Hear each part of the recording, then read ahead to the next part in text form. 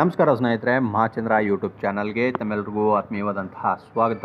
ಸ್ನೇಹಿತರೆ, ನಿಮಗೆಲ್ಲ ಗೊತ್ತಿರುವ ಹಾಗೆ ಈಗಾಗಲೇ 7ನೇ ವೇತನ ಆಯೋಗದ ಜಾರಿಯಾಗಿ ಹಲವಾರು ವೇತನಗಳ ಬಗ್ಗೆ ಹಾಗೂ ತುಟಿ ಭತ್ಯೆ ಬಗ್ಗೆ ಆಗಲಿ ಅಥವಾ ವೈದ್ಯಕೀಯ ಭತ್ಯೆ ಇದೆಲ್ಲದರ ಬಗ್ಗೆ ಒಂದು ಆದೇಶವನ್ನು ಹೊರಡಿಸಿ ಪರಿಷ್ಕರಣೆಯನ್ನು ಮಾಡಲಾಗಿದೆ. ಸ್ನೇಹಿತರೆ, ಈಗ ಸರ್ಕಾರಿ ನೌಕರ ನೋಡಿ ಸಾಲ ಮತ್ತು ಮುಂಗಡ ಸೌಲಭ್ಯಗಳ ಬಗ್ಗೆ ಒಂದು ಮಾಹಿತಿಯನ್ನು ನಾನು ಈ ವಿಡಿಯೋನಲ್ಲಿ ಹಂಚ್ಕೊತಾ ಇದ್ದೀನಿ. ವಿಡಿಯೋ ಸ್ಕಿಪ್ ಮಾಡ್ದೇ ಪೂರ್ತಿಯಾಗಿ ನೋಡಿ. ಹಾಗೆ ನಮ್ಮ ಚಾನಲ್ನ ಇನ್ನೂ ಯಾರು ಸಬ್ಸ್ಕ್ರೈಬ್ ಮಾಡ್ಕೊಂಡಿಲ್ಲ ಅವರು ಈ ಕೂಡಲೇ ಸಬ್ಸ್ಕ್ರೈಬ್ ಮಾಡ್ಕೊಳ್ಳಿ.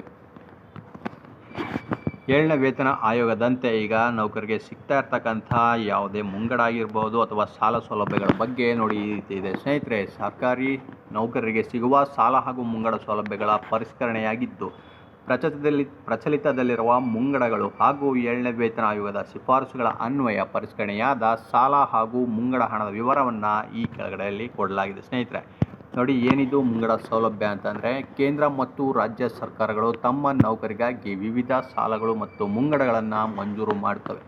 ನೌಕರರ ವೇತನ ಮತ್ತು ಉಳಿತಾಯಗಳು ಕಡಿಮೆ ಇದ್ದು ಬ್ಯಾಂಕುಗಳು ಮತ್ತು ವಾಣಿಜ್ಯ ಲೇವಾದೇವಿ ಸಂಸ್ಥೆಗಳು ಸುಲಭವಾಗಿ ಸಾಲ ನೀಡದೇ ಇದ್ದಾಗ ನೌಕರರ ದೊಡ್ಡ ಮಟ್ಟದ ವೆಚ್ಚಗಳನ್ನು ಭರಿಸಲು ಈ ಮುಂಗಡಗಳು ಸಹಾಯಕವಾಗುತ್ತವೆ.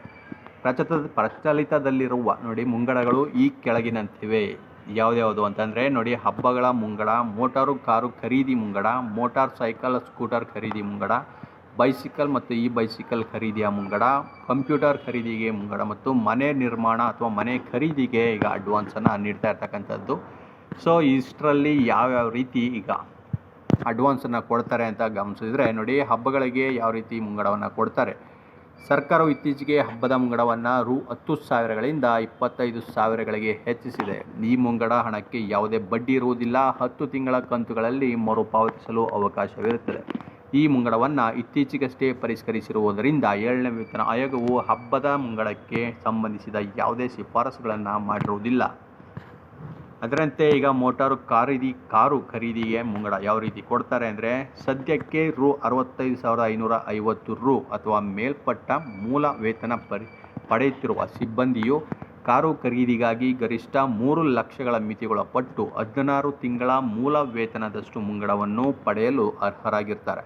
ಈ ಮುಂಗಡವನ್ನು ವಾರ್ಷಿಕ ಶೇಕಡ 12.5% ನೋಡಿ ಅದರ ಬಡ್ಡಿ ದರದಲ್ಲಿ ನೀಡಲಾಗುತ್ತೆ. ಅಸಲನ್ನು 100 ತಿಂಗಳುಗಳು ಮತ್ತು ಬಡ್ಡಿಯನ್ನು 20 ತಿಂಗಳುಗಳಲ್ಲಿ ಮರುಪಾವತಿಸಲು ಅವಕಾಶವಿರುತ್ತೆ. ಪ್ರಸ್ತುತ ಜಾರಿಯಲ್ಲಿರುವ ಷರತ್ತು ಮತ್ತು ನಿಬಂಧನೆಗಳಿಗೆ ಒಳಪಟ್ಟು ಇಂಟರ್ನಲ್ ಕಂಬಷನ್ ಇಂಜಿನ್ಗಳ ವಾಹನಗಳಿಗೆ ಗರಿಷ್ಠ ಮಿತಿಯನ್ನು 6 ಲಕ್ಷಗಳಿಗೆ ಪರಿಷ್ಕರಣೆಯೊಂದಿಗೆ ಈಗಿರುವಂತೆ 16 ತಿಂಗಳ ಪರಿಷ್ಕೃತ ಮೂಲ ವೇತನದಷ್ಟು ಮುಂಗಡವನ್ನು ಮಂಜೂರು ಮಾಡಲು 7ನೇ ವೇತನ ಆಯೋಗವು ಶಿಫಾರಸನ್ನು ಮಾಡಿದೆ. ಹಾಗೂ ವಿದ್ಯುತ್ ವಾಹನಗಳನ್ನು ಪ್ರೋತ್ಸಾಹಿಸುವ ನಿಟ್ಟಿನಲ್ಲಿ ಐಸಿ ಇಂಜಿನ್ಗಳಿಗೆ ಅನ್ವಯವಾಗುವ ಅರ್ಹತೆ ಮತ್ತು ಮರುಪಾವತಿ ಷರತ್ತುಗಳೊಂದಿಗೆ ಗರಿಷ್ಠ ರು 10 ಲಕ್ಷಗಳ ಮಿತಿಗೊಳಪಟ್ಟು ವಿದ್ಯುತ್ ವಾಹನ ಖರೀದಿಗಾಗಿ ಮುಂಗಡ ಹಣವನ್ನು ಹೆಚ್ಚಿಸಲು ಆಯೋಗವು ಶಿಫಾರಸನ್ನು ಮಾಡಿರುತ್ತೆ. ಹಾಗೆ ಮೋಟಾರ್ ಸೈಕಲ್ ಅಥವಾ ಸ್ಕೂಟರ್ ಖರೀದಿಗಾಗಿ ಯಾವ ರೀತಿ ಕೊಡ್ತಾರೆ ಅಂದರೆ ನೋಡಿ, 34,300 ಅಥವಾ ಮೇಲ್ಪಟ್ಟ ಮೂಲ ವೇತನವನ್ನು ಪಡೆಯುತ್ತಿರುವ ಸಿಬ್ಬಂದಿಯು ಮೋಟಾರ್ ಸೈಕಲ್ ಅಥವಾ ಸ್ಕೂಟರ್ ಖರೀದಿಸಲು ವಾರ್ಷಿಕ ಶೇಕಡ 11.5% ಬಡ್ಡಿ ದರದಲ್ಲಿ ಗರಿಷ್ಠ 50,000ಗಳ ಮಿತಿಗೊಳಪಟ್ಟು ಮೂಲ ವೇತನದ 8 ತಿಂಗಳವರೆಗಿನ ಮುಂಗಡಕ್ಕೆ ಅರ್ಹರಾಗಿರ್ತಾರೆ. ಅಸಲನ್ನು ಅವರು 60 ತಿಂಗಳಲ್ಲಿ ಮತ್ತು ಬಡ್ಡಿಯನ್ನು 12 ತಿಂಗಳಲ್ಲಿ ಮರುಪಾವತಿಸಬೇಕಾಗತ್ತೆ. ಐಸಿ ಇಂಜಿನ್ಗಳಿರುವ ದ್ವಿಚಕ್ರ ವಾಹನಗಳಿಗಾಗಿ ನೋಡಿ, ಪರಿಷ್ಕೃತ ಗರಿಷ್ಠ ಮೊತ್ತ 80,000ಗಳ ಮಿತಿಗೊಳಪಟ್ಟು ಜಾರಿಯಲ್ಲಿರುವ ಷರತ್ತು ಮತ್ತು ನಿಬಂಧನೆಗಳೊಂದಿಗೆ 8 ತಿಂಗಳ ಪರಿಷ್ಕೃತ ಮೂಲ ವೇತನ ಮುಂಗಡವನ್ನು ಮಂಜೂರು ಮಾಡಲು ಆಯೋಗವು ಶಿಫಾರಸು ಮಾಡಿದೆ. ಐಸಿ ಇಂಜಿನ್ಗಳಿರುವ ದ್ವಿಚಕ್ರ ವಾಹನಗಳಿಗೆ ಅನ್ವಯವಾಗುವ ಅರ್ಹತೆ ಮತ್ತು ಮರುಪಾವತಿ ಷರತ್ತುಗಳೊಂದಿಗೆ ಗರಿಷ್ಠ 1.25 ಲಕ್ಷ ಅಂದರೆ 1.25 ಲಕ್ಷಗಳ ಮಿತಿಗೊಳಪಟ್ಟು ದ್ವಿಚಕ್ರ ವಾಹನಗಳನ್ನು ಖರೀದಿಸುವುದಕ್ಕಾಗಿ ಮುಂಗಡ ಹಣದ ಪ್ರಮಾಣವನ್ನು ಹೆಚ್ಚಿಸಲು ಸಹ ಆಯೋಗವು ಶಿಫಾರಸನ್ನು ಮಾಡಲಾಗಿದೆ. ಹಾಗೆ ಬೈಸಿಕಲ್ ಮತ್ತು ಈ ಬೈಸಿಕಲ್ ಖರೀದಿಯನ್ನು ಮಾಡಬೇಕು ಅಂತಂದರೆ ನೋಡಿ, ಅದಕ್ಕೆ 28,950 ರೂಪಾಯಿ ಅಥವಾ ಮೇಲ್ಪಟ್ಟ ಮೂಲ ವೇತನವನ್ನು ಪಡೆಯುವ ಸಿಬ್ಬಂದಿ ಇದಕ್ಕೆ ಅರ್ಹರಾಗಿರ್ತಾರೆ. ಇವರಿಗೆ ಶೇಕಡ 9 ಬಡ್ಡಿ ದರ 20 ತಿಂಗಳ ಮೂಲ ವೇತನದವರೆಗೆ ಗರಿಷ್ಠ 3,000ಗಳ ಮಿತಿಗೊಳಪಟ್ಟು ಮುಂಗಡ ಹಣಕ್ಕೆ ಅರ್ಹರಾಗಿರ್ತಾರೆ. ಅಸಲು ಹಣವನ್ನು 20 ತಿಂಗಳಲ್ಲಿ ಮತ್ತು ಬಡ್ಡಿ ಹಣವನ್ನು 10 ತಿಂಗಳಲ್ಲಿ ಮರುಪಾವತಿಸಬೇಕಾಗುತ್ತೆ.